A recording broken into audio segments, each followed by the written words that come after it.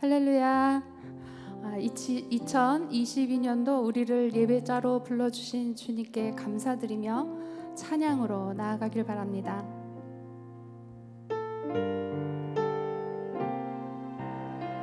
나는 하나님을 예배하는 나는 하나님을 예배하는 예배자입니다. 내가 서 있는 곳 어디서나 하나님을 예배합니다. 내 영혼 거룩한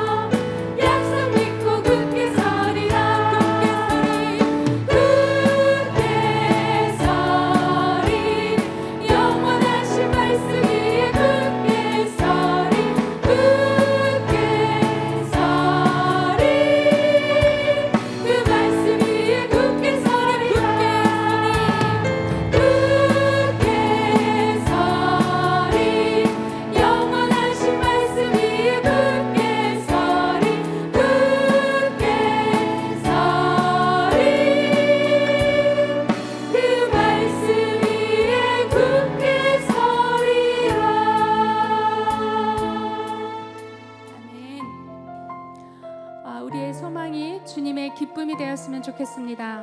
주님의 말씀을 새 부대에 담아 겸손함으로 한 해를 살아가길 소망합니다. 나 주님의 기쁨 되기 원하네. 내 마음을 새롭게 하소서. 새 부대가 되게 하여 주사. 주님의 빛 비추게 하소서. 나 주님의 기쁨 되기 나 주님의 기쁨 되기 원하네. 내 마음을 새롭게 하소서. 새 부대가 되게 하여 주사. 주님의 빛 비추게 하소서. 내가 원하는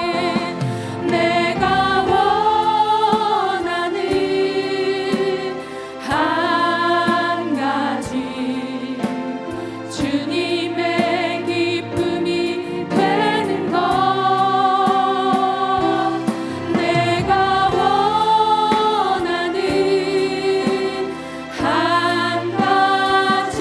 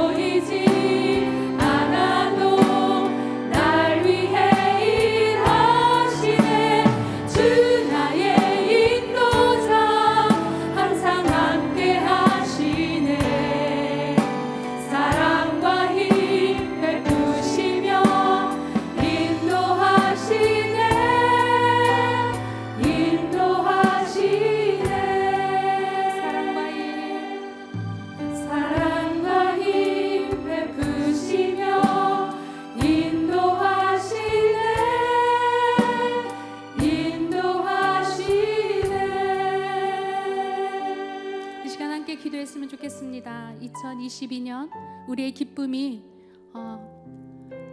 주님의 기쁨이 되길 소망합니다. 오늘 들려주실 말씀을 통해 올 한 해 정말 말씀을 붙들고 우리가 살아가길 소망합니다. 그런 마음으로 말씀 전해 주실 목사님과 우리 예배를 위해서 이 시간 함께 통성으로 기도하시겠습니다.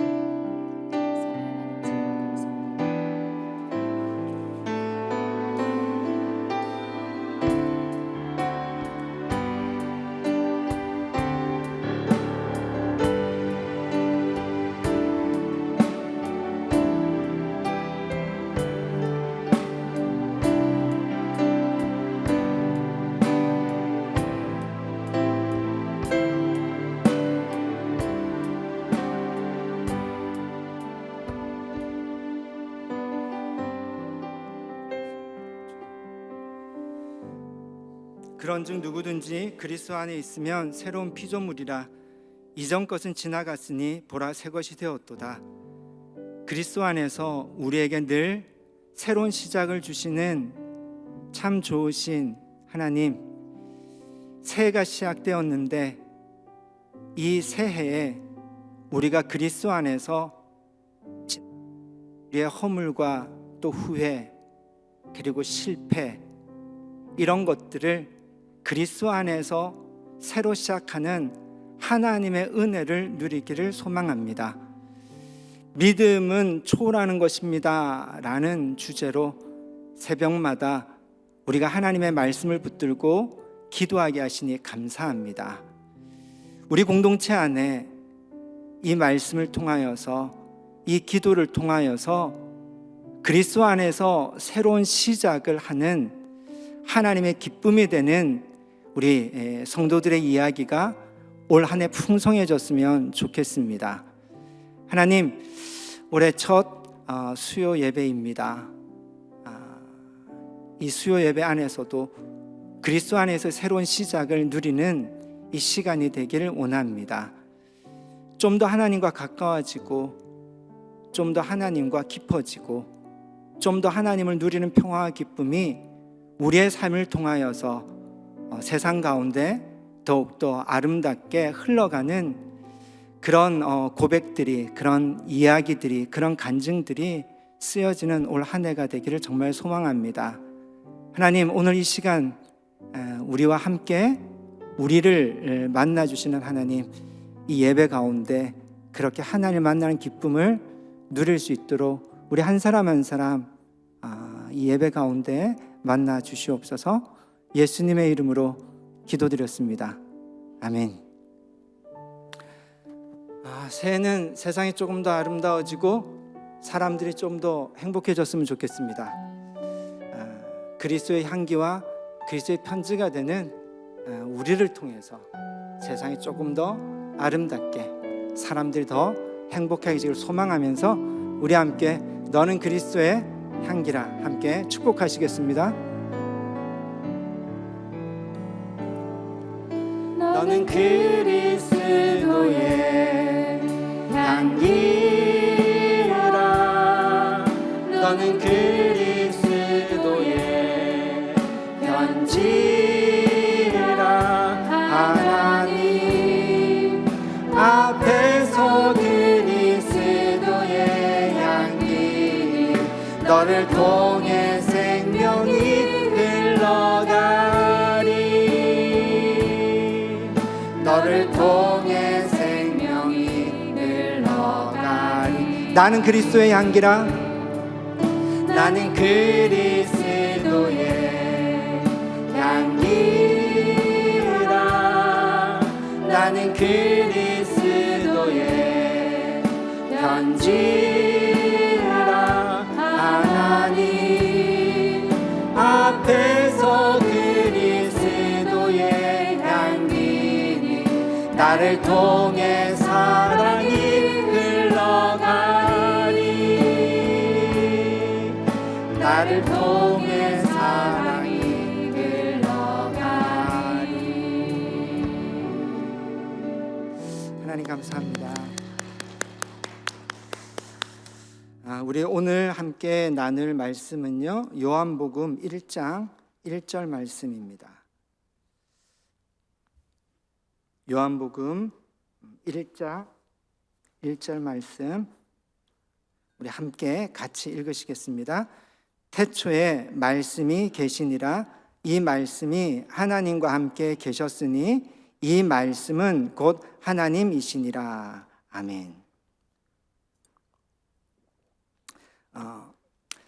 새해는 하나님과 천천히 또 묵묵히 또 기쁘게 동행하는 그런 기쁨이 여러분에게 있었으면 좋겠습니다.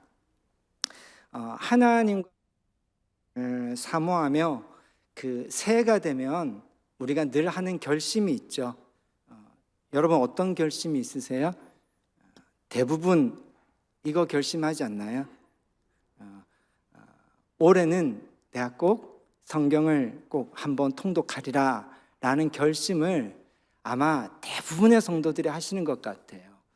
그리고 대부분의 성도들이라고 하면 안 되겠죠.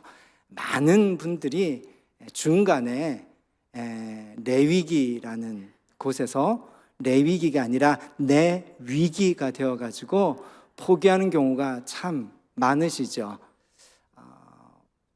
수요일 1월에 제가 설교를 하면서 성경을 정말 가까이 하고 싶은데 가까이 하기엔 너무 먼 당신이 되는 분들에게 조금이라도 그 성경을 가까이 할 수 있는 불을 이렇게 일어나라고 이렇게 부채질도 해드리고 그 다음 이렇게 땔감도 더 넣어드리고 그래서 1월 한 달 제가 수요일마다 말씀이신 하나님이라는 주제로 여러분과 함께 은혜를 나누면서 올 한 해 여러분이 말씀을 통해서 하나님과 좀 천천히 그렇지만 묵묵히 기쁘게 하나님과 동행할 수 있도록 좀 돕고 싶은 마음에 말씀이신 하나님의 주제로 수요일마다 말씀을 좀 전하려고 합니다. 혹시 여러분은 하나님에 대해서 오해한 적이 있으신가요? 있으시죠? 대부분이 하나님에 대해서 오해를 하신 적이 있으실 겁니다. 신앙이 성숙한다는 게 무엇일까라고 생각해 보면 오해라는 관점에서 보면 처음에 내가 미숙해서 하나님에 대해서 오해를 많이 가지고 있었는데 그런데 그 오해들이 점점 거둬지면서 하나님 아는 참된 지식, 하나님을 제대로 아는 그런 신앙으로 이렇게 가는 여정이 아마 우리가 신앙이 성숙한다라고 표현할 수 있지 않을까 싶습니다. 저에게도 하나님에 대한 오해에 대한 경험들이 있습니다. 중학교 3학년 때 이런 기도를 한 적이 있습니다. 하나님 보여주세요 라고 하나님을 저의 눈으로 보고 싶었고 또 기도하면 하나님이 저에게 나타나 주실 것 같았습니다. 그 이유가 있었습니다. 제가 다니던 교회에서 저희 초등학교 동창 언니가 주일 오전 예배 때 갑자기 간증을 했습니다. 몰랐는데 이제 그분의 이야기를 들어보니까 심장병을 앓고 있었는데 기도 중에 예수님을 보았다는 거예요. 그래서 그 예수님을 보고 난 이후에 그 심장병이 나았는데 그게 너무 기뻐가지고 자기가 이것을 간증하지 않으면 안 될 것 같아가지고 목사님께 부탁을 해서 간증을 한다라는 내용이었습니다. 그 간증을 들으면서 예수님을 보았다라는 것이 그렇게 부럽더라고요. 와, 좋겠다. 나도 예수님을 보았으면 얼마나 좋을까. 그런 마음이 들었던 거죠. 그 무렵에 저는 목사가 되겠다라는 결심을 한 상태였습니다. 그래서 나름 이런 하나님 보여달라고 기도하면 하나님이 들어주실 것 같은 그런 나름 기대가 사실 있었던 거죠. 그래서 기도할 때 하나님 저 목사 될래요. 이렇게 목사가 될 거니까 그래도 제가 하나님을 좀 보았다라고 해야지 좀 제대로 목회를 할 수 있지 않겠습니까? 약간 그런 내용이죠. 그런 마음을 가지고 하나님 보고 싶으니까 저한테 한번 좀 나타나 주세요라고 그렇게 기도를 시작했습니다. 토요일 저녁인데 중등부 예배를 마친 시간이 한 7시쯤 되는데 저희 집 나가는 막차 시간 10시 좀 넘으면 끊어지거든요. 근데 그 끊어질 시간대까지 기도를 했으니까 거의 10시까지 3시간을 마룻바닥에 앉아가지고 하나님 보여달라고 기도를 했는데 하나님이 저한테 나타나셨을까요? 안 나타나셨을까요? 여러분이 웃으시는 이유는 제 기도가 순진한 기도지만 오해하고 있다는 걸 아시죠? 하나님이 안 나타나셨습니다. 정말 어찌 보면 순수하고 좀 순진한 기도지만 순수하고 순진하기 때문에 가지고 있었던 하나님에 대한 오해이죠. 그런데 이상한 게 내가 하는 오해는 이상하지 않아요. 근데 남이 하는 오해는 이상해요. 요즘 흔히 하는 말대로 내로남불이라고 그러죠. 고등학교 1학년 때 학교 친구들에게 전도를 제가 열심히 했어요. 제가 한 전도라는 게 그 예수님이 누구인지에 대한 복음을 전하는 전도가 아니고 교회 가자라는 전도였습니다. 근데 한 친구에게 제가 교회 가자고 했더니 그 친구가 하는 말이 교회 갈게. 그러면 하나님 보여줘. 이러는 거예요. 하나님을 보여주면 교회를 가겠다라는 거예요. 순간 굉장히 제가 좀 당황했고 한편 좀 답답했던 기억이 납니다. 왜냐하면 그 친구가 그런 식으로 말할 줄 몰랐어요. 훅 하고 들어온 거죠, 요즘 말로. 그리고 뭐 이거에 대해서 제가 고등학교 1학년이 뭐 마땅히 할 대답이 없는 거예요. 그러면서도 제 마음속은 하나님은 그런 분 아닌데, 뭐 보여줄 수 있고 그런 분 아닌데 라고 생각을 했는데, 불과 제가 얼마 전에 그 기도를 했던 사람이잖아요. 그러니까 내가 하는 오해는 순수한 거고 남들이 하는 오해는 답답한 거죠.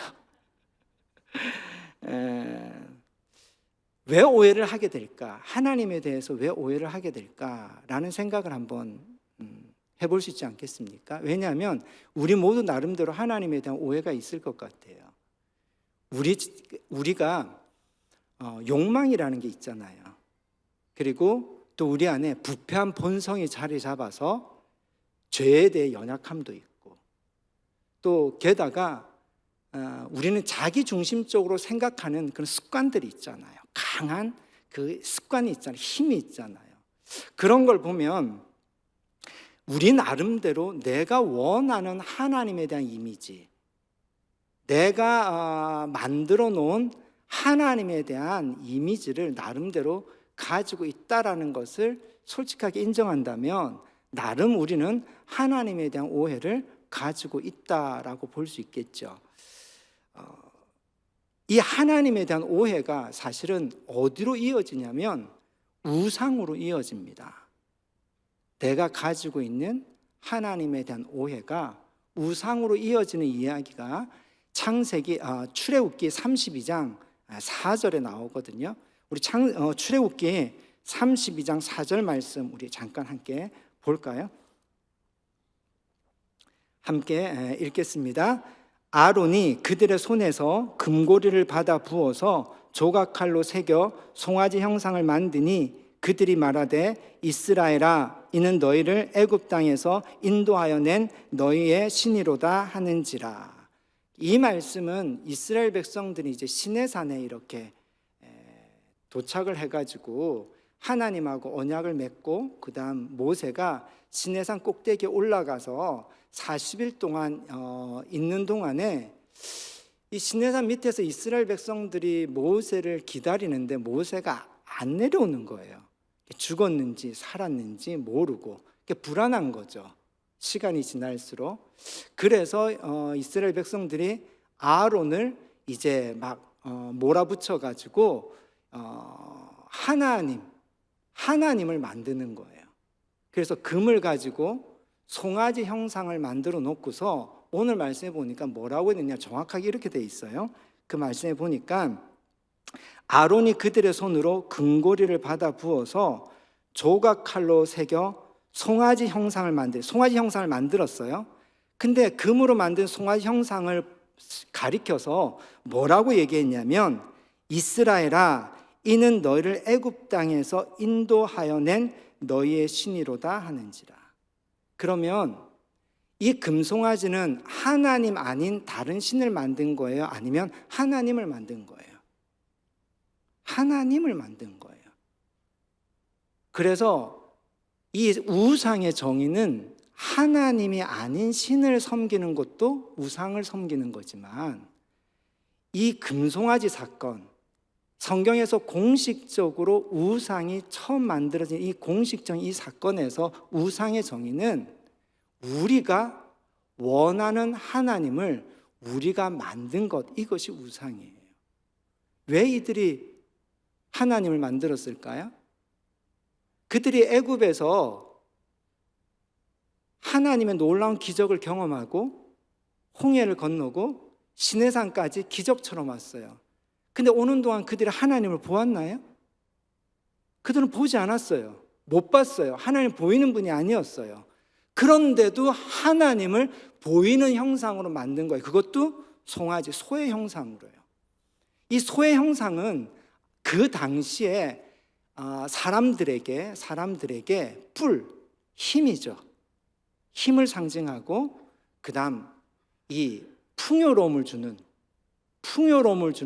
그런 상징적인 동물이었어요. 그래서 이스라엘 백성들이 바알을 섬기게 되는데, 바알의 형상을 보면 이 황소의 뿔 투구를 쓰고 있어요. 그리고 이것이 연계될지는 모르겠지만, 미국의 월스트리트 그 입구에 가보면 황소상이 이렇게 되어 있어요. 그런 걸 보면 황소라는 것은 모든 문화에서, 종교에서 뭔가 힘과 풍요로움을 상징으로 많이 쓰였던 것 같아요. 그러니까 이스라엘 백성들은 애굽에서 아피스라는 신도 황소 형상을 가지고 있었거든요. 그러니까 그들에게서는 자기들이 가지고 있는 가장 좋은 이미지를 가지고, 그 송아지 이미지를 쫙 해놓고서 이분이 하나님이다라는 걸 만들어낸 거죠.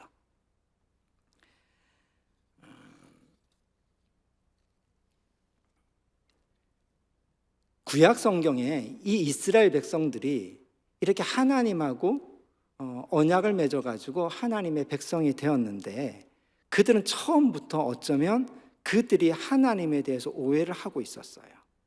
하나님은 마치 소처럼 우리에게 힘이 되고 풍요로움을 주는 분, 하나님이 형상이 있다면 송아지 형상일 거야 라는 오해를 가지고 있었죠. 그런 관점으로 성경을 한번 쭉 읽어본다면 이스라엘 백성들의 이 변화는 그들이 가지고 있었던 하나님에 대한 오해가 점점 걷어지고 참된 하나님을 알아가는 여정이 구약 성경 전체의 내용이지 않겠습니까? 이런 하나님에 대해서 오해해서 하나님을 송아지 형상으로 만든 이 이스라엘 백성들에게 하나님은 어떤 분이다, 하나님에 대한 참 지식을 하나님께서 알려주세요. 그래서 이 오해를 걷어내고 진짜 살아계신 하나님, 여호와 하나님을 이스라엘 백성들에게 계속 하나님이 가르쳐 주시는데, 무엇을 통해서 가르쳐 주시냐면 바로 무엇을 통해서 가르쳐 주실까요? 네, 여러분 대답하셨죠? 율법을 통해서 가르쳐 주시는 거예요. 율법을 통해서요. 옛날 흔히들 고대라고 말을 하죠. 고대에는 사람들의 사고방식에서 눈에 보이지 않는 신에 대해서 사고할 수 있는 능력이 없었다고 해요. 그래서 신이라고 하는 것, 종교라고 하는 것은 반드시 뭐가 있어야 되냐면 형상이 있어야만이 그것이 신이었다라고 생각을 했대요. 그래서 신이라고 하면 형상이 이렇게 있잖아요. 그러면 신을 어디다 모셔놔야 돼요? 신전이라는 어마어마한 건물을 짓고 그 신전 안에 신을 모셔다 놓는 거예요. 느부갓네살 왕이 예루살렘을 멸망시켰지 않습니까? 바벨론 제국이라고 하죠.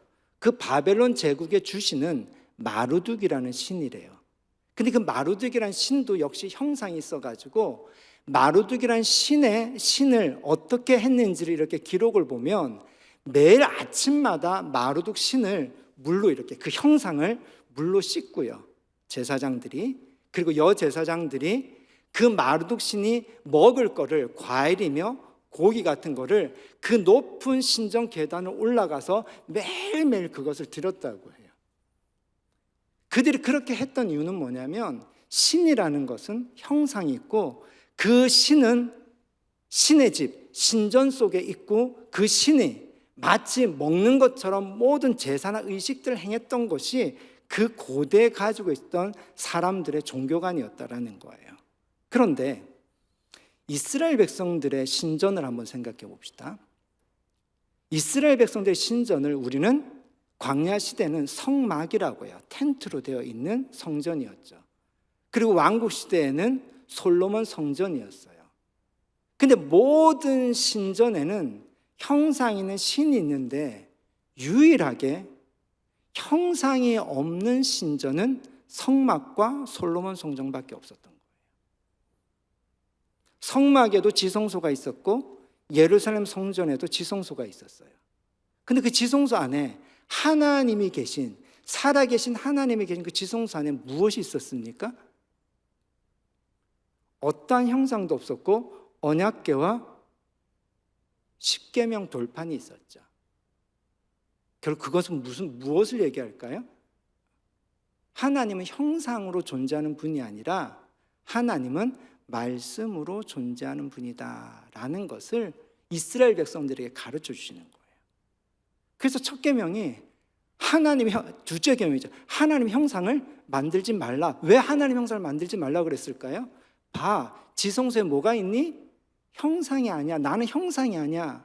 솔로몬 성전 안에 무엇이 있니? 나 형상이 아니야. 나는 뭐야? 말씀이야. 그래서 내가 너희에게 무엇을 준다? 율법을 준다라는 거죠. 성경에 보면 이스라엘 백성들이 하나님을 부를 때 아브라함의 하나님, 아브라함의 하나님, 아브라함의 하나님 이렇게 부르지 않습니까? 근데 그 아브라함의 하나님이라고 부르는 이유는 그 아브라함의 하나님이 이스라엘 백성들의 혈연의 조상이 되기도 하지만 사실은 믿음의 조상이죠. 그러니까 아브라함의 하나님이라고 부르는 이유는 무엇이냐면 내가 부르는 하나님, 내가 믿는 하나님은 어떤 하나님이냐면 아브라함에게 나타나신 하나님이 나의 하나님입니다. 아브라함이 경험한 하나님이 지금 내가 부르는 하나님입니다. 라는 의미가 담겨져 있죠. 그러면 아브라함이 경험한 하나님, 그리고 아브라함에게 나타난 하나님, 그래서 이스라엘 백성들이 아브라함의 하나님이라고 부를 수 있게 된 그 아브라함의 하나님 경험은 어떤 것일까? 어떤 것일까? 그 말씀이 요즘 우리가 새벽마다 보는 말씀이죠. 창세기 12장에 있는 말씀인데 그 말씀을 우리 잠깐 함께 같이 또 본문을 좀 보았으면 좋겠는데요. 1절에서 4절까지 우리 잠깐 함께 보도록 하겠습니다.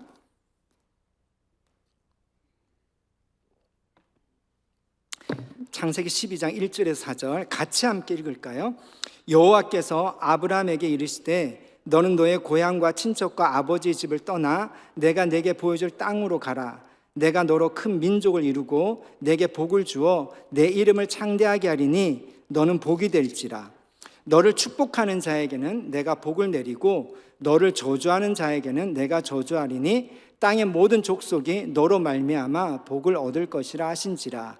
이에 아브라함이 여호와의 말씀을 따라갔고 롯도 그와 함께 갔으며 아브라함이 하란을 떠날 때에 75세였더라. 아멘. 이 말씀을 보세요. 하나님이 아브라함에게 나타났습니다. 근데 눈에 보이게 나타났나요? 1절에 보니까 뭐라? 여호와께서 아브라함에게 이르시되 말씀하신 거예요. 그러니까 하나님은 아브라함에게 무엇으로 나타났죠? 말씀하시는 하나님으로 나타나신 거죠.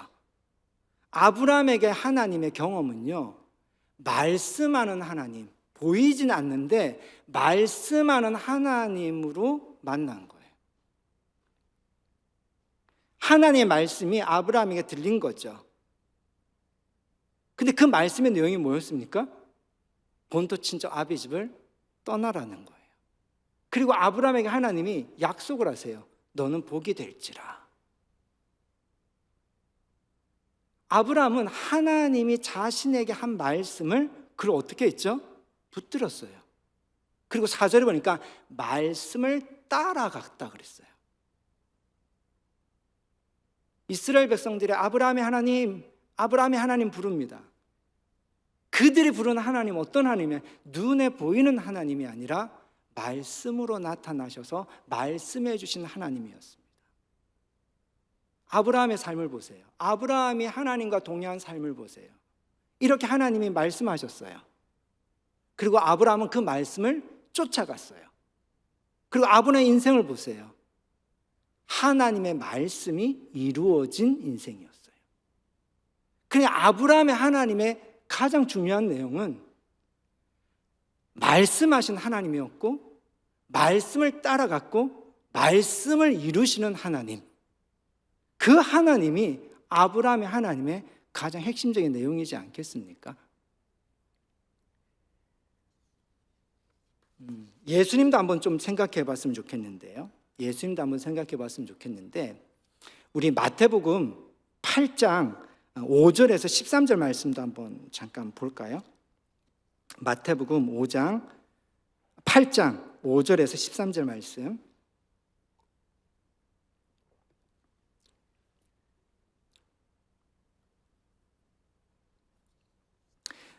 이 말씀은 그 가버나움에 있던 한 백부장이니까 이 사람은 로마 장교가 되겠죠. 이 로마 장교가 하인이 중풍병에 걸렸는데 예수님으로부터 고침을 받는 이야기입니다. 함께 읽어볼까요? 같이 함께 읽어보겠습니다. 예수께서 가버나움에 들어가시니 한 백부장이 나와 간구하여 이르되 주여, 내 하인이 중풍병으로 집에 누워 몹시 괴로워하나이다. 이르시되 내가 가서 고쳐주리라. 백부장이 대답하여 이르되 주여, 내 집에 들어오심을 나는 감당하지 못하겠사오니 다만 말씀으로만 하옵소서. 그러면 내 하인이 낫겠사옵나이다. 나도 남의 수하에 있는 사람이요 내 아래에도 군사가 있으니 이더러 가라 하면 가고 저더러 오라 하면 오고 내 정도로 이것을 하라 하면 하나이다. 예수께서 들으시고 놀랍게 여겨 따르는 자들에게 이르시되 내가 진실로 너희에게 이르노니 이스라엘 중 아무에게도 이만한 믿음을 보지 못하였노라. 또 너희에게 이르노니 동서로부터 많은 사람이 이르러 아브라함과 이삭과 야곱과 함께 천국에 앉으려니와 그 나라의 본 자손들은 바깥 어두운 데 쫓겨나 거기서 울며 이를 갈게 되리라. 예수께서 백부장에게 이르시되 가라, 내 믿은 대로 될지어다 하시니 그 즉시 하인이 나으니라. 아멘.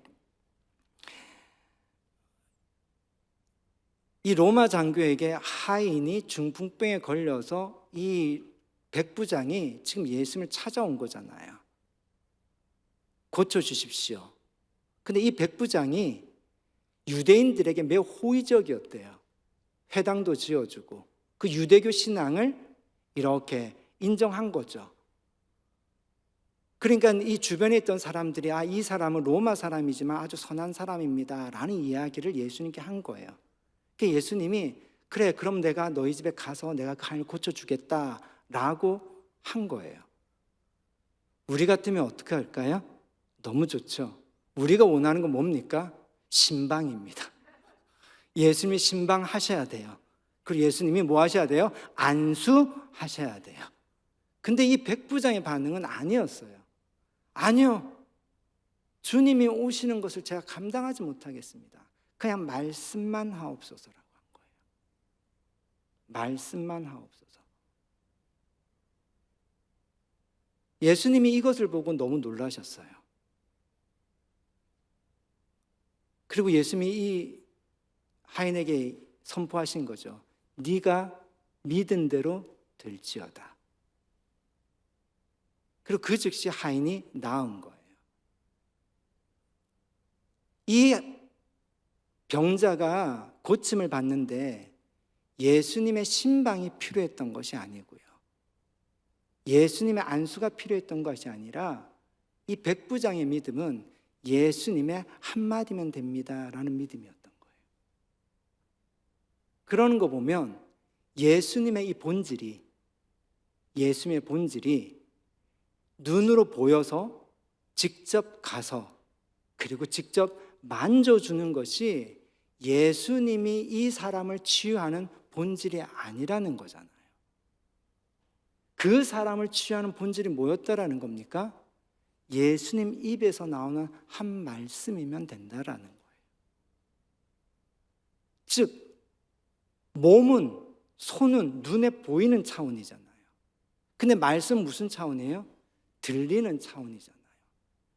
백부장의 믿음이 대단했다는 것은 보는 것을 구했던 것이 아니라 말씀, 우리가 들을 수 있는 말씀 한마디면 됩니다라는 차원이었다는 거죠. 아브라함에게 나타난 하나님도 말씀하시는 하나님이었어요. 그리고 이 백부장의 하인이 고침받은 것도 예수님의 말씀이었어요. 그러는 거 보면 오늘 본문의 말씀이 조금 더 와닿지 않겠습니까? 우리 요한복음 1장 1절 그리고 그걸 읽고 난 뒤에 요한복음 1장 14절을 같이 함께 읽어봤으면 좋겠는데요. 요한복음 1장 1절부터 함께 잠깐 볼까요? 요한복음 1장 1절 같이 함께 읽겠습니다. 태초에 말씀이 계시니라. 이 말씀이 하나님과 함께 계셨으니 이 말씀은 곧 하나님이시니라. 아멘. 태초에 뭐가 계셨다고요? 말씀이 계셨다라는 거예요. 그리고 그 말씀이 곧 누구라는 거죠? 하나님이라는 거예요. 그러니까 성경은 우리에게 무엇을 증언하고 있냐면 성경의 하나님, 우리가 경험하고 그리고 우리 안에 있는 나름의 경험과 우리의 어떤 자기중심적인 사고로 만들어낸 하나님의 이미지, 그 오해된 하나님이 아니라 마치 하나님께서 율법을 통해서 이스라엘 백성들에게 하나님에 대한 참 지식을 가르쳐 준 것처럼 성경은 우리의 오해를 깨뜨리고 하나님이 진짜 어떤 분인지를 우리에게 가르쳐 주는데, 성경은 하나같이 하나님은 어떤 분이라고 말씀하고 있냐면 하나님은 말씀이시다라고 우리에게 증언하고 있다는 겁니다. 우리가 믿는 하나님은 성경의 하나님을 믿는 겁니다. 성경의 하나님은 태초에 말씀이 계시니라. 그 말씀이 곧 하나님이라고 우리에게 증언하고 있지 않습니까? 그래서 우리가 아브라함의 하나님이라고 부를 때 그 아브라함 역시 그가 경험했던 하나님은 말씀이신 하나님을 경험했고요. 이 백부장이 경험한 예수님도 말씀이신 하나님을 경험한 거잖아요. 그 요한복음 1장 14절에 보니까 같이 함께 읽겠습니다. 말씀이 육신이 되어 우리 가운데 거하심에 우리가 그의 영광을 보니 아버지의 독생자의 영광이요 은혜와 진리가 충만하더라. 아멘. 아멘. 요한복음은 계속 우리에게 증언합니다. 태초에 말씀이 계셨고 그 말씀이 곧 누구라는 거죠? 하나님이라는 거예요. 그리고 그 말씀이신 하나님이 무엇이 되셨다고요? 육신이 되어서 우리 가운데 오신 분이, 그분이 누구라고요? 예수님이라는 거예요. 그러면 예수님은 본질적으로 어떤 차원으로 존재하신다는 겁니까? 말씀의 차원으로 존재하신다는 겁니다. 그럼 말씀을 한번 보세요. 말씀은 눈에 보이는 차원입니까? 귀에 들리는 차원입니까? 귀에 들리는 차원이에요. 그러면 우리가 신앙이라는 것은 하나님과 우리의 관계라고 배웠죠. 그리고 신앙이라는 것은 하나님과 우리가 교제를 나누는 거라고 배웠지 않습니까? 그리고 신앙의 삶이라는 것은 하나님과 교제하며 동행하는 거라고 우리는 배웠지 않습니까? 그러면 우리가 하나님과 교제하고 하나님과 동행한다라는 것은, 동행하려면 하나님이 어떤 분으로 우리가 분명히 알고 믿어야 되냐면, 하나님은 보이는 차원, 형상의 하나님이 아니라 들리는 차원, 말씀의 하나님이라는 것을 우리가 그것을 믿어야 되는 거죠. 그럼 우리는 교제를 어떻게 하는 겁니까? 들리는 차원으로 교제를 하는 겁니다. 하나님과 교제를 나누는 것이 예배이죠. 지금 우리가 예배를 드리고 있습니다. 이 예배 요소도 보세요. 이 예배 요소요. 이 예배의 중심적인 요소가 보이는 차원인지 들리는 차원인지 한번 생각해 보세요. 우리가 처음에 무엇을 했습니까? 하나님께 경배와 찬양을 드렸습니다. 경배와 찬양이 뭐죠?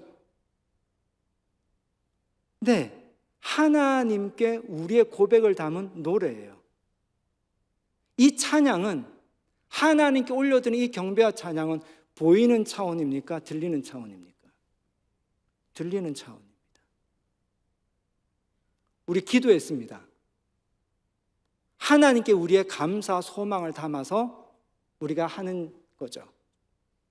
보이는 차원입니까? 들리는 차원입니까? 들리는 차원입니다. 그리고 지금 설교를 하지만 여러분은 저를 봅니까? 하나님의 말씀으로 듣습니까? 네, 저를 보는 것이 아니라 하나님의 말씀으로 듣는 거예요. 이 예배의 요소만 보더라도요, 보이는 하나님과 교제를 나누는 겁니까? 들리는 하나님과 교제를 나누는 겁니까? 들리는 하나님과 교제를 나누는 거예요. 왜? 하나님은 말씀이시기 때문입니다. 아멘. 우리가 왜 성경을 읽어야 될까? 성경을 읽어야 될까? 여러분, 올 한 해 성경 통독을 절대 포기하지 마세요. 제가 오늘 이 설교하는 목적은 여러분이 성경으로 가도록 여러분의 마음에 불을 붙여줄 이렇게 불씨를 일으키는 겁니다. 하나님을 여러분 만나고 싶습니까? 하나님과 교제를 나누고 싶습니까? 그러면 눈이 가는 곳을 찾지 마세요. 하나님의 말씀이 들리는 곳으로 가야 됩니다. 왜냐하면 하나님은 말씀이시기 때문에. 그럼 우리 사실 이 성경은요, 책이 아니에요. 책이라고 생각하면 성경 통독은 뭐가 되냐면, 내가 마치 학교에서 공부하듯이 아니면 집에서 숙제하듯이, 이것이 뭐가요? 내 아이 숙제가 돼요. 성경을 읽는다라고 생각하면 주택권이 나한테 있습니까? 이 책에 있습니까? 나한테 있어요. 그래서 의지가 강하신 분들, 타고난 성품이 성실하고 규칙적인 분은 주로 성경 통독에 성공할 확률이 많습니다. 그런데 예술적인 감성을 가진 사람들은요, 이걸 꾸준히 하기가 너무 어려운 거예요. 그런데 성실한 성품을 가진 분들이든 예술적인 감성을 가져서 규칙적인 것이 잘 안 되는 분들이든지 어떤 분들이든지요, 뭔가 자기가 사랑하고 좋아하는 게 있으면 해요, 안 해요? 하는 거예요. 우리가 이 성경을 통해서 하나님과 교제를 나누려고 하면 반드시 깨야 되는 오해가 있는데, 그게 뭐냐면 성경은 책이다라고 이 오해가 깨져야 됩니다. 어떻게 비유를 할까? 어떻게 비유를 할까? 많은 고민이 돼요. 좀 더 좋은 비유가 나올 수 있을 것 같아요. 좀 더 좋은 비유가 나올 수 있을 것 같은데, 한번 생각해 보세요. 여러분, 하나님의 경험이, 여러분에게 하나님의 경험은 어떤 건가요? 모든 하나님의 경험은요, 보이는 경험이 아니라 사실은 가만히 보세요, 들리는 경험이에요. 들리는 경험이요. 내가 교회에 왔는데 아무것도 무슨 말인지 못 알아들었어요. 근데 어느 순간에 말씀이 귀에 들리기 시작해요. 귀에 들어와요. 이게 하나님 경험입니다. 로마서 10장 10절에 뭐라고 되어 있냐면, 믿음은 뭐에서 난다고요? 들음에서 나고, 들음은 그리스도의 말씀으로 말미암다라고 했지 않습니까? 그럼 생각해 보세요. 믿음을 내가 만들 수 있나요? 못 만듭니다. 믿음은 내가 해야지 마인드 컨트롤, 내가 아무래도 믿음은 만들어지는 것이 아니라 믿음은 외부에서 들어오는 거예요. 근데 그 외부에서 들어온 게 그게 뭐냐? 하나님의 말씀, 이 성경의 말씀이 마치 하나님이 나에게 하시는 음성처럼 들릴 때, 그때 믿음이 생기는 거예요. 이게 하나님 경험이지 않습니까? 성경을 읽는데 읽는 것이 아니라 하나님의 말씀을 듣는 거예요. 듣기 위해서 나간 거죠. 근데 성경의 말씀이 마치 내게 하신 하나님의 음성처럼 들리는 것, 이것이 성경 읽기입니다. 이것이 묵상이죠. 오늘 그분이 내 삶 가운데 어떤 얘기를 하실까 듣는 거죠. 성경을 읽는 것이 아니라 성경은 듣는 겁니다. 한번 따라해 볼까요? 성경은 읽는 것이 아니라 성경은 듣는 거다. 왜? 하나님은 말씀이기 때문에. 근데 그 하나님은 이 성경을 통해서 우리에게 뭐 하시기 때문에? 말씀하시기 때문에. 그래서 내가 하나님과 교제를 나누고 하나님과 동행하고 싶다면 성경 없이 하나님과 우리가 동행할 수 있을까요? 없습니다. 오해만 커집니다. 내가 원하는 하나님을 내 마음 속에, 내 생각 속에 계속 만들어내는 하나님만 커질 뿐이죠. 그건 내가 만든 하나님이지 살아계신 하나님이 아닙니다. 한번 따라해 볼까요? 성경 없이 하나님과 동행이 없다. 하나님과 동행을 원하십니까? 한번 해봅시다. 성경을 통해서 하나님의 음성을 들으면서 올 한 해 천천히 묵묵히 그러나 기쁘게 하나님과 동행하는 저와 여러분이 되었으면 좋겠습니다. 아멘. 우리 함께 이 말씀 생각하면서 주님 말씀하시면 함께 우리 찬양했으면 좋겠는데요. 우리의 삶이 아브라함처럼 이런 삶이 아닙니까? 하나님이 내게 말씀하시고 내가 그 말씀을 붙들고 살아갔더니 내 삶 가운데 하나님의 말씀이 이루어지는 것, 이것이 우리 그리스도인의 삶이지 않겠습니까? 주님 말씀하시옵소서. 그 말씀이 내게 양식이 되고 그 말씀이 내게 생수가 됩니다. 제가 듣겠나이다 말씀하여 주시옵소서. 그 사모한 마음으로 함께 고백하며 찬송하시겠습니다.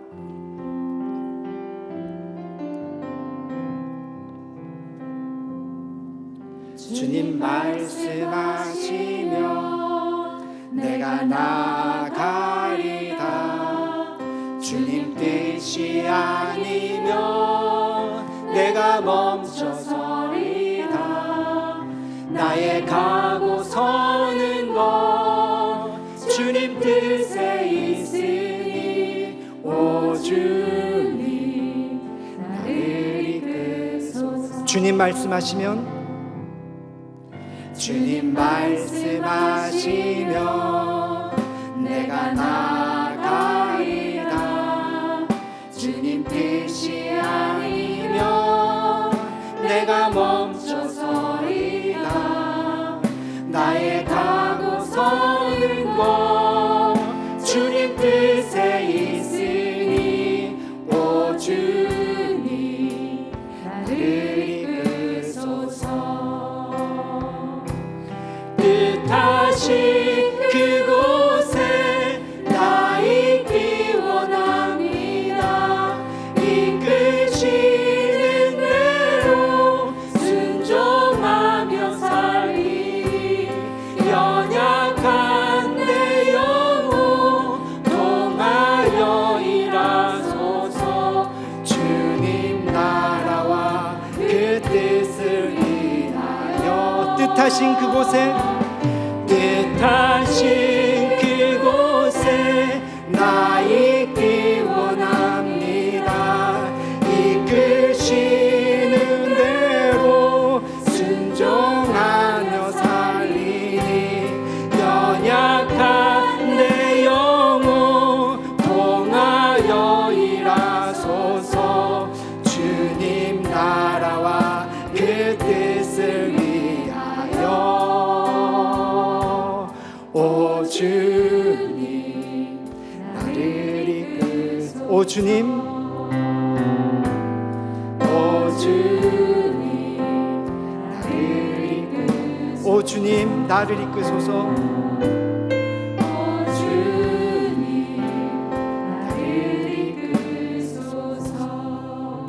우리 함께 말씀을 붙들고 이 시간 함께 기도했으면 좋겠습니다. 하나님, 내가 만든 하나님이 부서지게 하여 주시옵소서. 내가 했던 오해들이 성경 말씀을 통해서 안개가 걷히듯이 걷혀지게 하여 주시고, 그래서 내 안에 성경을 통해서 하나님 말씀이 들려지기를 원합니다. 하나님 말씀하여 주시옵소서. 뜻하신 그곳에 제가 있기 원합니다. 뜻하신 그런 삶을 살기 원합니다. 말씀하여 주시옵소서. 말씀을 붙들 수 있게 하여 주시옵소서. 내 삶 가운데 하나님 말씀이 이루어지기를 원합니다. 우리 함께 기도하시겠습니다. 말씀이신 하나님,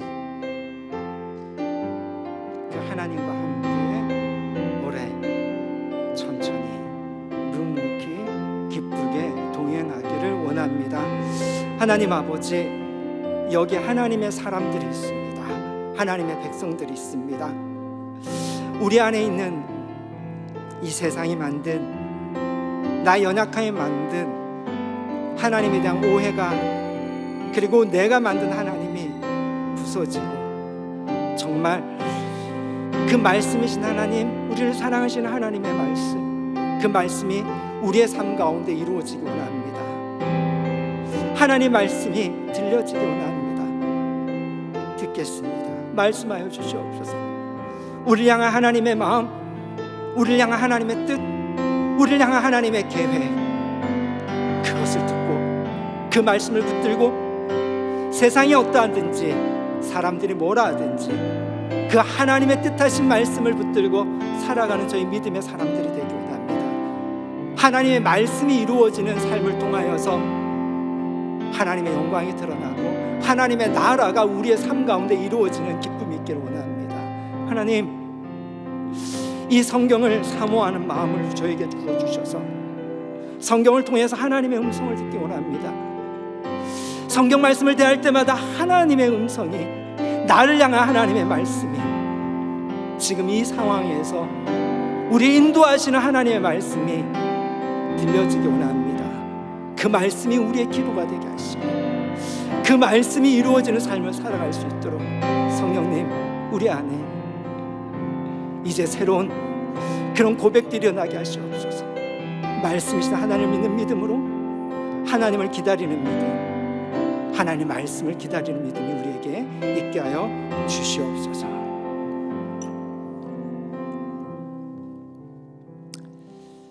말씀이신 하나님, 하나님의 말씀이 들려지는 그런 기쁨이 우리에게 있기를 소망합니다. 하나님은 말씀하셨지만, 지금도 말씀하고 계시지만, 내가 만든 오해와 내가 만든 우상과 내가 붙들고 있는 고집이 어쩌면 하나님이 나를 향해서 주시는 말씀을 듣지 못하게 하는 것도 있을 것 같습니다. 하나님이 얼마나 좋으신 분인지를 신뢰하는 그 마음으로 우리의 오해와 우상과 고집을 내려놓게 하여 주시고, 하나님의 말씀, 이 성경을 가슴에 품고 이 성경 말씀을 통해서 내게 들려주시는 하나님의 음성을 기다리는 그런 믿음이 되기를 간절히 원합니다. 지금 나에게, 지금 내 삶 가운데 하나님의 말씀, 주의 말씀, 내 길의 빛이요 내 발의 등이라는 말씀이 이루어지기를 원합니다. 빛으로 우리를 인도하는 말씀이 들려지고 그 말씀을 붙들고 그 말씀을 붙들고 기도하며 그 말씀을 쫓아갈 때 우리의 삶이 하나님의 말씀이 이루어지는 삶이 되기를 간절히 소망합니다. 그런 삶을 살 수 있도록 성령님, 이 성경을 좀 더 가까이 가고 성경을 통해서 하나님의 말씀을 듣기를 원하오니 올 한 해 성경을 늘 매일매일 가까이 할 수 있도록 연약한 저를 도와주시고 우리의 마음 가운데 하나님의 말씀을 사모하는 마음을 부어주시옵소서. 하나님의 말씀을 기뻐하는 마음을 부어주시옵소서. 하나님의 음성을 듣는 기쁨이 넘치게 하여 주시옵소서. 천천히 그러나 묵묵히 그러나 기쁘게 말씀 안에서 하나님과 동행하는 올 한 해가 되게 하여 주시옵소서. 오늘도 하나님 앞에 거룩하게 구별하여 드린 이 예물도 하나님께서 기뻐 받아 주시옵소서. 우리의 삶이 늘 하나님의 축복의 통로가 되길 소망하며 예수님의 이름으로 기도드렸습니다. 아멘. 다 함께 일어나셔서 우리 주기도문송으로 우리 예배 마치겠습니다.